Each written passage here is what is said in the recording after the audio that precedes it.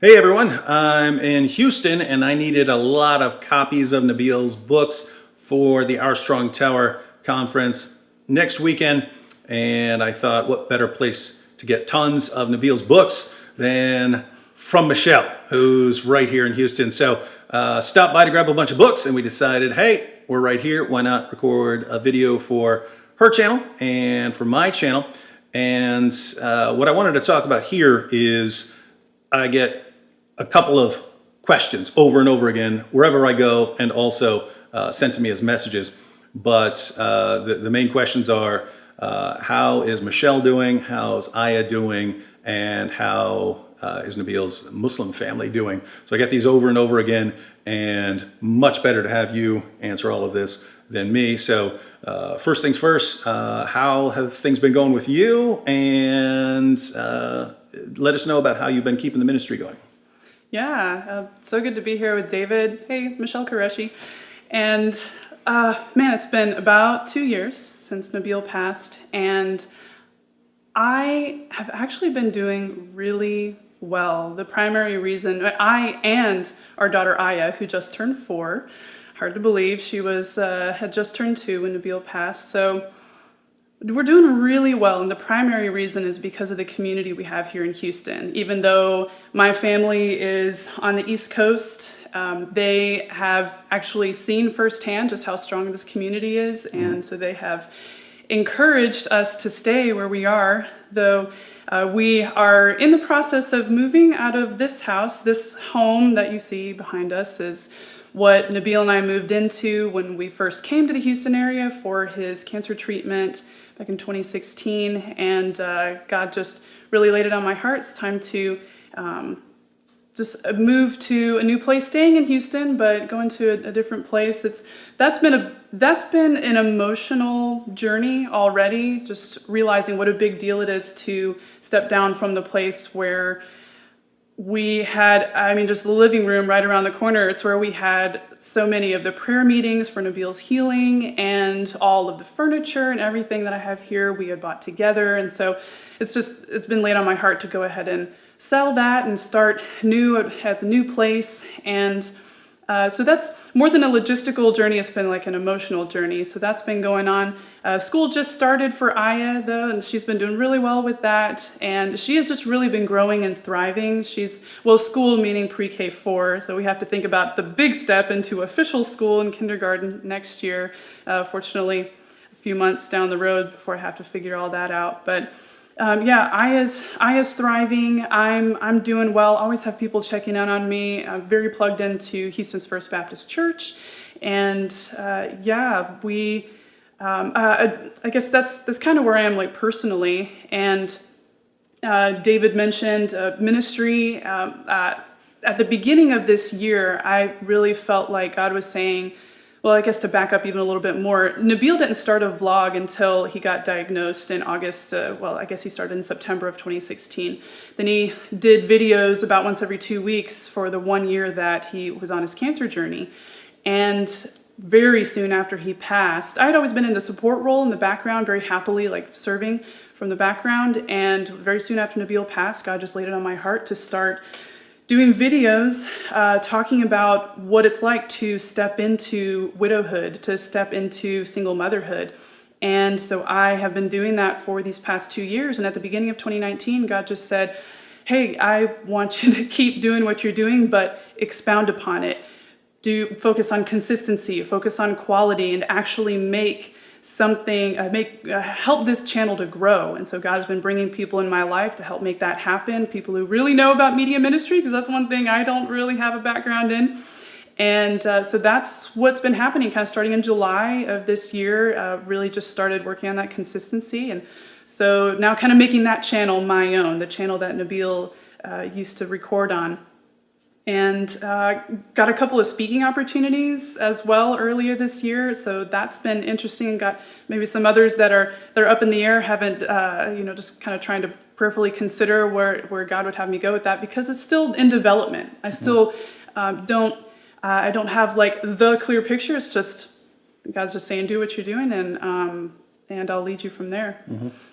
That's awesome. Add a quick follow up on Aya, because I don't know. It seems like obviously she was very, very young. So I was just wondering, does she kind of know what happened with Nabeel, or is that like something in the future and she just doesn't know what happened? Yeah, it's a great question.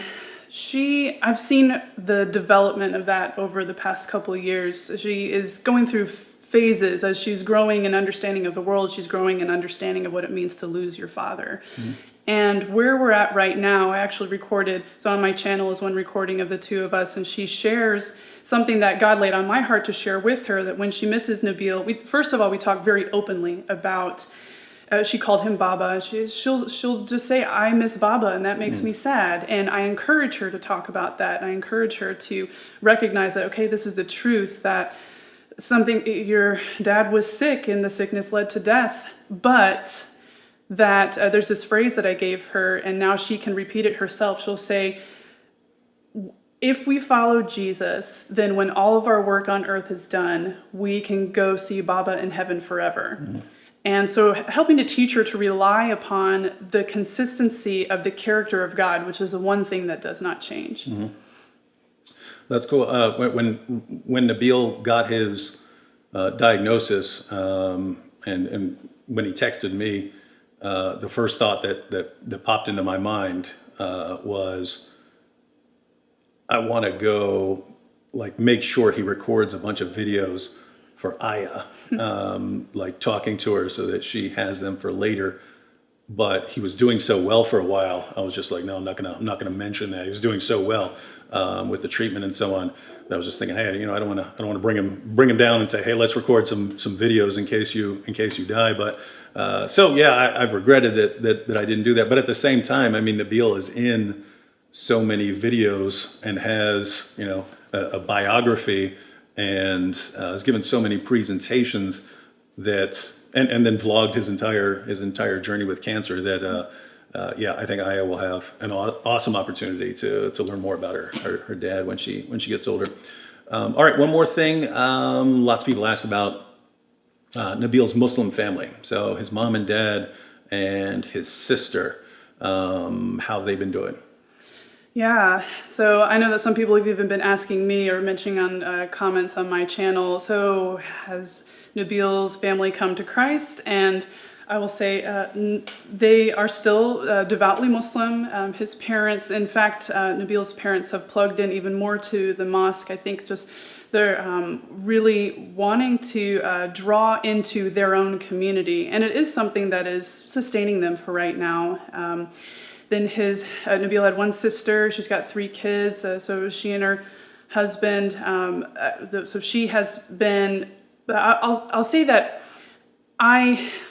they don't always share with me exactly how they're doing. I mean, it's cultural. I'll get more from Nabeel's sister. She was born here in the U.S., and so her culturally, her upbringing was different. So I'll speak for Baji, or Wajiha, Nabeel's sister's name. I call her Baji, which means older sister.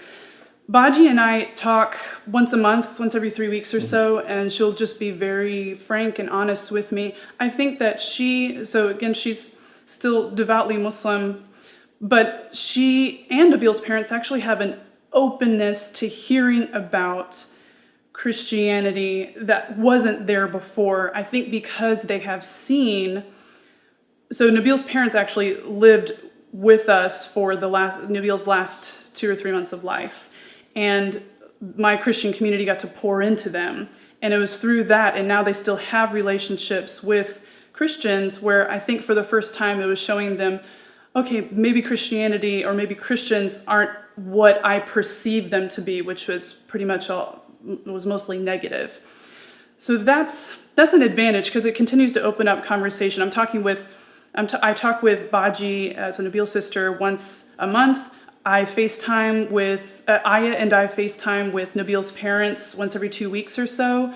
And we've been doing that for the past 2 years. And in fact, our relationship is growing closer and closer.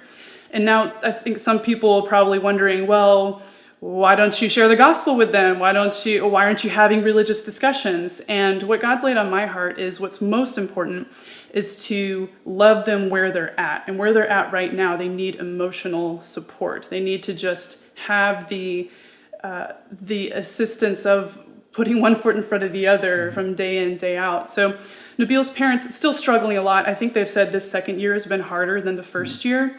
And, but we maintain through the maintenance of our relationship, through them, and especially them having a relationship with Aya, because she's that last living remnant of their son. I think that has been really life-giving to them. And I'm just trusting God for what he wants to do in their hearts along the way. And right now, that's just where we are in this journey. No, I agree completely. As far as,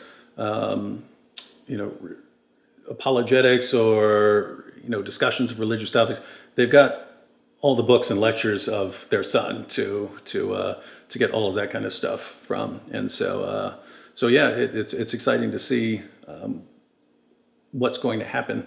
And I happen to know that if Nabeel's early death somehow did eventually lead to his parents reevaluating things or being more open and ultimately coming to know Christ, if Nabeel knew that his death would somehow lead to that, I know the guy, guarantee he'd say he'd make that trade in a heartbeat. So, all right, well, thank you for joining me here. And for those of you who want more updates or want to see what's going on in Michelle's life and want to see how she's continuing the ministry, the easiest way to do that would be to subscribe to her channel and see what's going on.